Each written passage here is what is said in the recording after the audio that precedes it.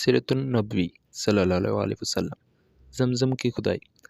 हज़रत इब्राहीम के बेटे हज़रत इस्माइल के 12 बेटे थे। इनकी नस्ल इस कदर हुई कि मक्का मुकरमा में ना समा सकी और पूरे हजाज में फैल गई। इनके एक बेटे केदार की औलाद में अदनान हुए। अदनान के बेटे मुआद और पोते का नाम नज़ार था। नज़ार के 4 बेटे थे। इनमें से एक का नाम मज़र था। मज़र की नस्ल से क्रैश बिन मालिक पैदा हुए।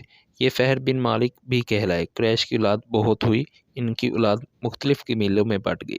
इनकी औलाद से कसा ने इक़्तिदार हासिल किया। कसा के आगे 3 बेटे हुए। इनमें से एक बाद मनाफ थे, जिनकी अगली नस्ल में हाशिम पैदा हुए। हाशिम ने मदीना के एक सरदार की लड़की से शादी की। इनके यहाँ एक लड़का पैदा हुआ। इसका नाम शीबा रखा गया। ये पैदा ही हुआ था कि हाशिम का इंतकाल हो गया। इनके भाई मुतलिब मक्का के हाकिम हुए। हाशिम का बेटा मदीना मुनव्वरा में परवरिश पाता रहा। जब मुतलिब को मालूम हो गया कि वो जवान हो गया तो भतीजे को लेने के लिए खुद मदीने गए। इसे लेकर मक्का मुकरमा पहुँचे तो लोगों ने ख्याल किया कि ये नौजवान इनका गुलाम है। मुतलब ने लोगों को बताया, ये हाशिम का बेटा है और मेरा भतीजा है। इसके बावजूद लोगों ने इसे मुतलिब का गुलाम ही कहना शुरू कर दिया। इस तरह शीबा को अब्दुल मुतलिब कहा जाने लगा। इन्हें अब्दुल मुतलिब के यहाँ अबू तालिब, हमज़ा, अब्बास, अब्दुल्ला, अबू लहब, हारिस, ज़ुबैर, ज़रार और अब्दुर्रहमान पैदा हुए। इनके बेटे अब्दुल्ला से हमारे नबी हज़रत मोहम्मद सल्लल्लाहु अलैहि वसल्लम पैदा हुए। अब्दुल मुतलिब के तमाम बेटों में हज़रत अब्दुल्ला सबसे ज़्यादा खूबसूरत और सबसे ज़्यादा पाकदामन थे। अब्दुल मुतलिब को ख्वाब में ज़मज़म का कुआं खोदने का हुक्म दिया गया। यानी हज़रत इस्माइल के इस कुएँ को कबीला जरहम के सरदार मजाज ने पाट दिया था। कबीला जरहम के लोग इस ज़माने में मक्का के सरदार थे। बैतुल्ला के निगरान थे। उन्होंने बैतुल्ला की बेहुरमती शुरू कर दी। इनका सरदार मजाज बिन अमरू था। वो अच्छा आदमी था। इसने अपने कबीले को समझाया कि बैतुल्ला की बेहुरमती ना करो, मगर इन पर असर ना हुआ।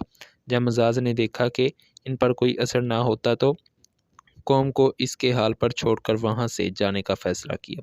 इसने तमाम मालो दौलत, तलवारें और ज़रें वगैरह खाना काबा से निकाल कर ज़मज़म के कुएँ में डाल दी और मिट्टी से इसको पाट दिया। कुआँ इससे पहले ही खुशक हो चुका था। अब इसका नामो निशान मिट गया। मुद्दतों ये कुआँ बंद पड़ा रहा। इसके बाद बनु ख़ज़ा ने बनु जरहम को वहाँ से मार भगाया। बनु ख़ज़ा और कसा की सरदारी का ज़माना इस हालत में गुजारा। कुआँ बंद रहा यहाँ तक कि कसा के बाद अब्दुल मुतलिब का ज़माना आ गया। उन्होंने ख्वाब देखा। ख्वाब में इन्हें ज़मज़म के कुएँ की जगह दिखाई गई और इसके खोदने का हुक्म दिया गया। हज़रत अली रज़ी अल्लाह अन्हु से रवायत है कि अब्दुल मुतलिब ने बताया, मैं हिजरा अस्वद के मकाम पर सो रहा था कि मेरे पास एक आने वाला आया। इसने मुझसे कहा, तैबा को खोदो। मैंने इससे पूछा, तैबा क्या है? मगर वो कुछ बताए बगैर चला गया। दूसरी तरफ रात फिर ख्वाब में वही शख्स आया। कहने लगा, बड़ाक को खोदो। मैंने पूछा, बड़ाक क्या है?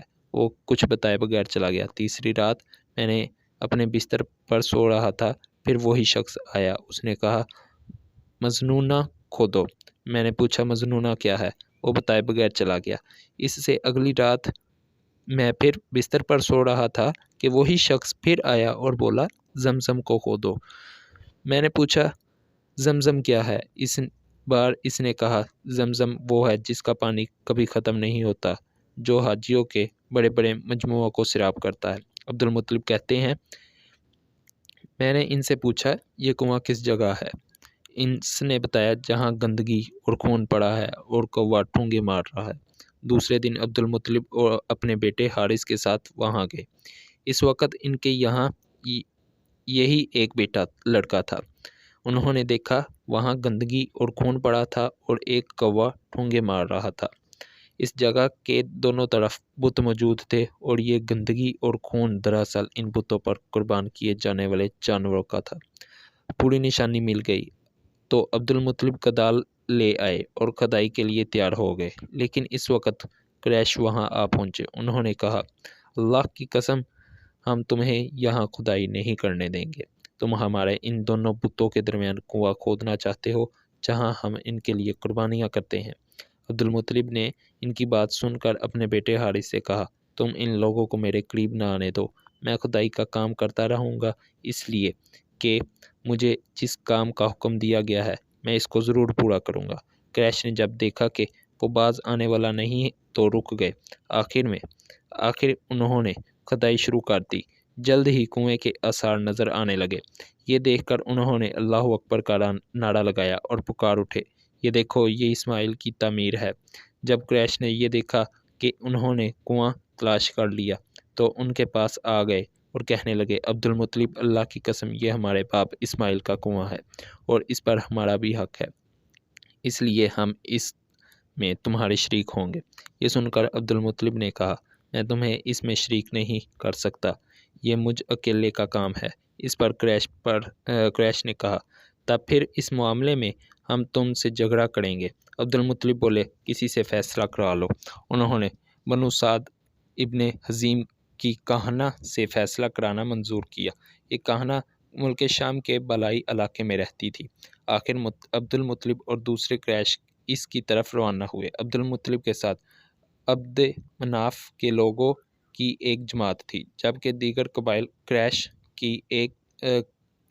کی بھی ایک جماعت ساتھ تھی۔ اس زمانے میں ملک حجاز اور شام کے درمیان ایک بیابان میدان تھا، وہاں کہیں پانی نہیں تھا۔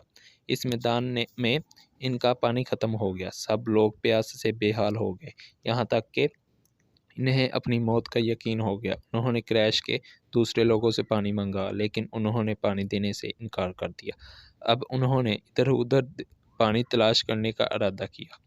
عبدالمطلب اٹھ کر اپنی سواری کے پاس آئے، جو ہی اپنی سواری اٹھی اس کے پاؤں کے نیچے پانی کا چشمہ ابل پڑا۔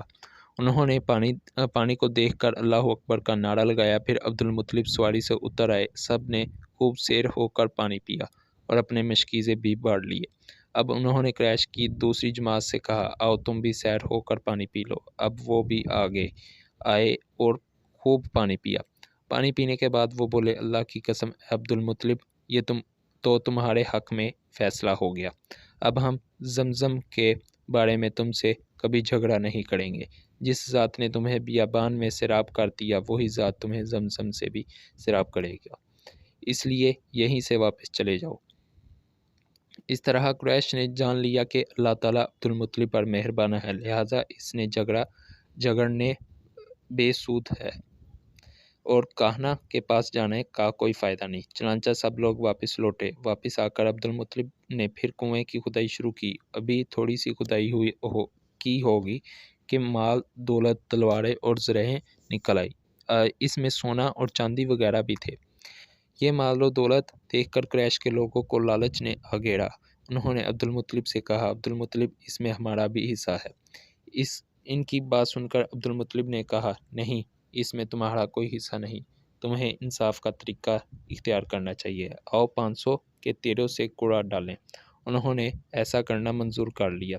2 تیر کعبے کے نام سے رکھے گئے، 2 عبدالمطلب اور 2 قریش کے، باقی لوگوں کے نام کے پانسا پھینکا گیا تو مال اور دولت کعبہ کے نام نکلا، تلواریں اور زرہیں عبدالمطلب کے نام، اور قریشیوں کے نام کے جو تیر تھے وہ کسی چیز پر نہ نکلے۔ اس طرح فیصلہ ہو گیا۔ عبدالمطلب نے کعبے کے دروازے کو سونے سے سجا دیا۔ زمزم کی کھدائی سے پہلے عبدالمطلب نے دعا مانگی تھی کہ اے اللہ، اس کھدائی کو مجھ پر آسان کر دے، میں اپنا ایک بیٹا تیرے راستے میں ذبح کروں گا۔ اب جب کہ کنواں نکل آیا تو انہیں خواب میں حکم دیا گیا، اپنی منت پوری کرو، یعنی ایک بیٹے کو ذبح کرو۔